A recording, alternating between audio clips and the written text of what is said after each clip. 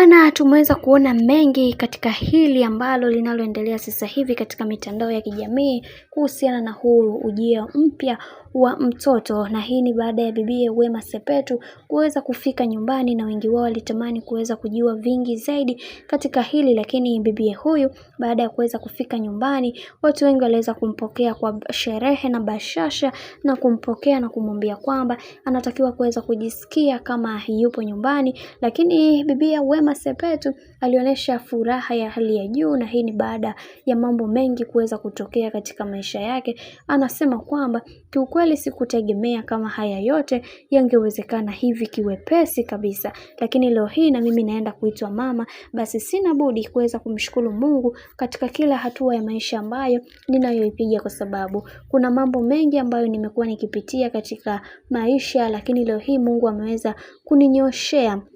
njia iliyonyooka. Lakini leo hii Mungu ameweza kupambana na kunifanya niwe katika moja kati ya wanawake ambao nina thamani kubwa katika maisha. Najua nilipigwa majungu mengi katika maisha, lakini leo hii Mungu na mimi ameweza kusimama upande wangu na ameweza kuonesha thamani yangu kwa hali na mali. Hivyo sina budi kuweza kushukuru kwa kila kitu, na natamani kuweza kuhakikisha kila kitu kinakaa katika misingi na mikakati iliyo bora. Na kuna mambo mengi ambayo yameweza kutokea, na wengi wao walitamani kuweza kujua mengi zaidi kwenye hili, lakini leo hii tumeweza kujua kwamba Wema Sepetu ni mwanamke wa aina gani, kwani ameweza kukiri na kuzungumza kwamba zile skendo ambazo zinazoongeleka sasa hivi kwenye mitandao ya kijamii kwamba mimi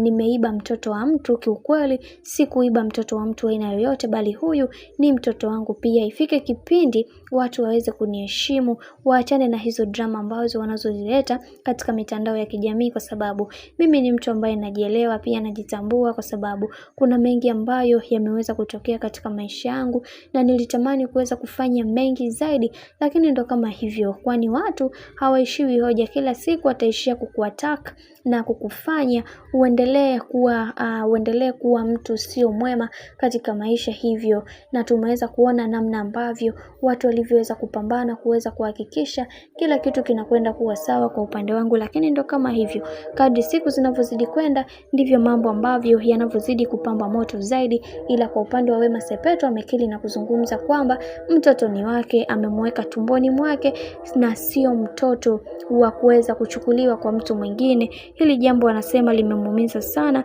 baada ya yeye kuweza kusikia haya ambayo yanayoendelea katika mitandao ya kijamii, na ameweza kuongea kwa uchungu wa hali ya juu, akisema kwamba mtoto huyu hakumuiba bali ni mtoto wake wa kumzaa.